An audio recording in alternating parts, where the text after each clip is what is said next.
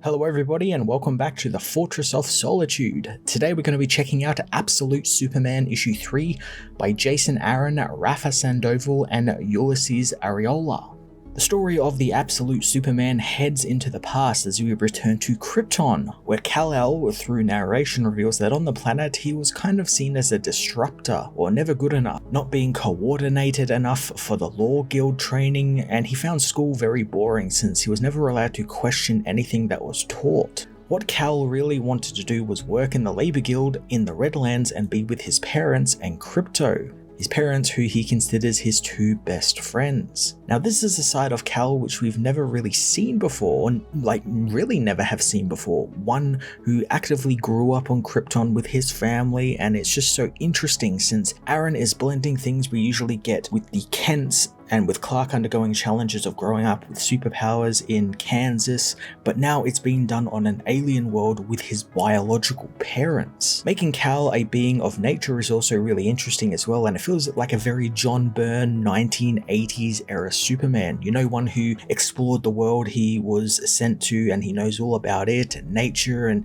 it's a great way to express when he becomes Superman how he values all life on Earth, and he's had that experience and was taught by his parents to treat nature with respect. It's on one of these camping trips that Jor and Lara take Kal and Krypto on that they go to the Red Crystal Caves in the Realm Mountains, where they'll spend the next couple of days. It's here Clark is confronted about his recent schooling, since the teacher called up Jor and Lara and told them about Kal challenging Kryptonian tradition which is centuries old. Instead of chiding him for it though, his parents tell him to keep at it, since they have enough trust in him that he will find his own path in life, and they don't want to tell him what to do or be. They want him to decide for himself. Now I really like this change in the L dynamic, since usually it's the other way around with his parents, usually from recordings in the Fortress, through the crystals or whatnot, that always tell Clark that he was meant for greatness. They tell him what he was meant to be, what he is meant to do, what he has been sent to Earth for, and all of that. But here this dynamic is kind of reversed, and they let him decide what he wants to do, giving Kal some agency in his own story. His parents do tell him to chase his passions, but everything else is kind of left up to him to decide, and that's so fucking great, because it informs another part of the story which we'll get to very soon. As the family camp out, Jor-El gets to work at taking samples from the Realm Mountains, and while Kal doesn't really understand what his parents are up to, I love the narration by him and how he's beginning to sort of put it together that they have discovered something about the planet that they don't like, but as he ends up hearing his parents crying at night and being very tense around each other, and he doesn't really understand what it is. The couple begin building something back at their home, stressing to one another just how little time they have to get everything finished, and Jor plans on taking his findings to the Science League alongside Lara's suit design in hopes that they will actually listen to him. While they build away, Kal begins to suspect that something is wrong as Krypto alerts him to multiple dead creatures spread out around the property, all having been killed by some type of green miasma. The same green miasma we saw erupt from the mine in issue 1. Kal begins to show a very small amount of the investigative journalist that Clark Kent usually becomes here, as Kal investigates the strange green stuff, tracking it down through farmers' crops who have been infected with it, cattle who are being killed off, and eventually he realizes this is happening not just in a small area, but all around the planet, and it's coming from within the planet itself. It's really cool how even when he's not on Earth or has the Clark Kent persona, Kal is still running down leads, building a story with sources, just like a reporter would, to try and figure out what is happening to his planet. It makes me wonder if Aaron blended the reporter role here with Kal's role, since I don't think we're going to be getting the Daily Planet and the Clark Kent reporter, being that this world is so different. Lois is not a reporter, she's a soldier. Kal doesn't have the Clark Kent persona, at least not yet, and maybe we will eventually get there, but I like that we aren't just getting it straight away. So he's blending that side of the Clark Kent persona with this side of the Kal-El persona. Kal soon finds that despite widespread death and damage, the Science League are completely denying anything is actually happening and telling everyone there is no need to panic. Like how last issue we saw Lois begin writing and using words to get her story straight and out in the open, Cal does exactly the same, writing up a paper which he submits to the school's news board about what is going on. I really love the idea of Aaron mirroring Lois's story of seeing something that she couldn't believe and trying to find the words for it, and it allows her to have access to her, creative writing, and she ends up becoming a bit more of a reporter, which we saw in the last issue, and we're seeing that being mirrored here with Cal. Cal doing this though brings him the wrong attention, as his story is completely deleted and his notes are completely wiped from his tablet, and his parents are contacted again, but he knows something big was building and his parents would never get to the meeting that they were sent for. One day, as Cal and his class are visiting the Hall of Wisdom, he sees his father being dragged out of the halls by some guards after delivering his findings to the Science League. Thanks to Jor making a scene, the guards knock him out in front of his son, but not before Jor tells him to go and get his mother before it is too late. Cal has this great moment where he is left helpless, unable to do anything to aid his father, and it all kind of clicks in his mind on what he wants to do. And it's also played as kind of like a humorous moment where he has this kind of like big heroic build-up, like, I know what I need to do, and then it cuts to like a page where he's like running through a field calling for his mum. I think that's kind of funny, but I like that it still keeps the air of the message intact, where like he knows what he needs to do. He needs to be a hero, and going to help his mother is how he gets to be a hero. Cal goes and gets his mother, who suits up in the soul suit she made as a child and grabs the biggest gun she can, telling Cal to follow her as they are going to get his father back. Lara blasts her way into the prison Jor-El is being held in, using a lava gun to melt the armor of the guards. Krypto gets a fantastic little moment here as he too helps out, since he's imbued with the soul suit as well, given just a little part of it, which gives his iconic cape the same type of abilities as we've seen Superman use in the present day, and it allows him to react with lightning fast agility and get through the guards and kind of trip them up and take them out, as Jor-El is found in his cell. While Krypto finds Jor-El, Lara deals with some lethal injection drones which are sent out to try and kill the entire family on behalf of the Science League. I really like that they stress that like this family cannot be allowed to live, like they have to die because of what they know. I also really like that the guards are seemingly Zod's men, or like from the class, or whatever class Zod is from, since they have the classic Zod symbol on their chest, which funnily enough looks really like the symbol he actually wears in the main continuity, like it's barely changed, whereas like the Superman symbol has changed quite a fair bit, and some of the other symbols we've seen so far have also been changed. It's very strange that his is kind of like the consistent one, the villain's one is the kind of consistent one. So there are a few continuities out there where Lara is a total badass, and the Absolute Universe is no different, but man, she is a total badass in this one, making great use of her old soul suit and lava gun to blast through the guards, and Rafa Sandoval's art just does her so much justice, as the suit on her just looks so damn cool, and I like how they made it look really different from how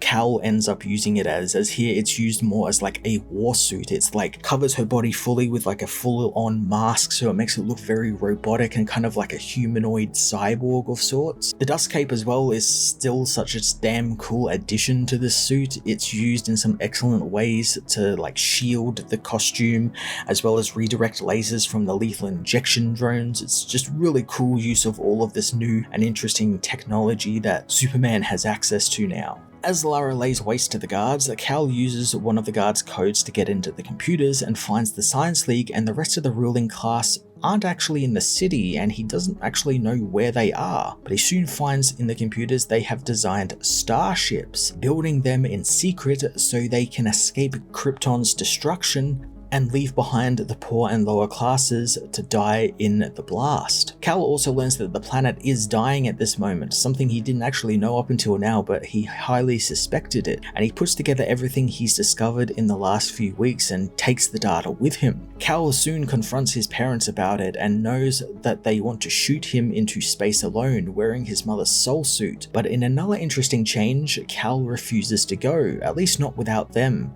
And interestingly enough, Lara says they never actually planned to shoot him into space alone, and everything that they had been planning, which we took as them planning on shooting him into space, was her sort of designing all of this stuff for all of them, as we learn that they have also made a starship which they plan on holding themselves, their cousins, their neighbors, and whomever else they can actually fit into it. And I like that they've come to the reckoning that they are not going to be saving everyone, and it's partly the reason why earlier on in the issue Lara and Jor were crying and Cal overheard them. They weren't crying because their planet is dying, they were crying because they could not save everyone. I am very excited for the divergence from the norm here in this story. We are getting large chunks of Krypton surviving that aren't just, Kandor or Argo or people stuck in the Phantom Zone. It's like actual people who left the planet. And Jor and Lara look to also be surviving as well. We don't see them in the modern day stuff. We've had a very little bit of the modern day stuff and it's all been sort of action based, so of course they're not just going to pop up there.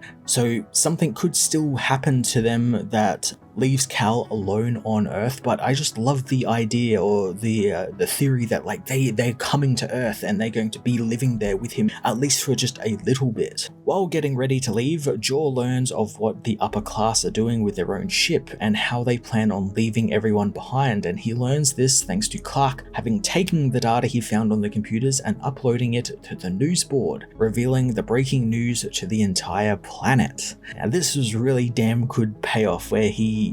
kind of found his voice through, this investigative journalism stuff that he was doing, and it had a little bit of a payoff here where he's realized like this was the right thing to do, so I'm going to tell everyone it, and everyone now gets a chance to try and escape in some way. The family get ready to leave when we jump to the present and get a brief look in on Smallville, specifically the senior living center, where an elderly Martha Kent slowly withers away alone in a room, calling out to her angel to fly back to her. The nurses, however, know that she never actually had any children, so they don't know who she is calling for. And man, this is a real sad way to end an issue, a real depressing way to end the issue, and also reveal what's become of at least one of the Kents, and raises the question, what the hell happened, since we actually do see a picture of the Kents just off to the side in the scene where there is a black-haired individual between Ma and Pa Kent, and just using the powers of deduction that could definitely be Cal. But since so much has changed in this universe so far, what if it's not Cal? And what if, because the Kents here appear to be a lot older than they usually are depicted, like this woman is an elderly woman, what if Jor-El is their quote-unquote son and Cal in turn becomes their quote-unquote grandson? We have seen that Aaron is showing he's willing to meld stories together,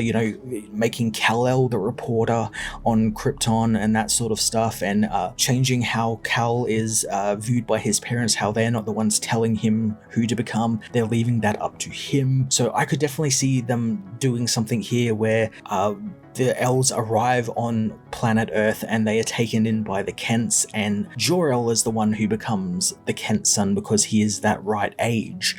where he could theoretically be their son or like a long lost relative or something. It would change the entire family dynamic, and I'd love to see how that would play out. But also, why is there no one there looking after Ma Kent? Like, why is Cal not there with them? Like, what the hell happened to this family? We've seen like what has become of the Kent farm and how it's a ramshackle, run-down, abandoned building. So like, what the hell happened in Smallville to these people? And I'm so interested for what Jason Aaron has in store for us for what the Kents are in this universe. It's going to be really interesting to see what he does, because we have 2 parts of the book's first story arc left, so there's a lot of ground to cover in those 2 issues. Absolute Superman continues to wow me with just how much it's changing about Superman's story and origin, yet it still adheres to the core concept and characteristics of the hero and his fight for truth, justice, and a better tomorrow. Something which we saw him do here on Krypton as a child, trying to,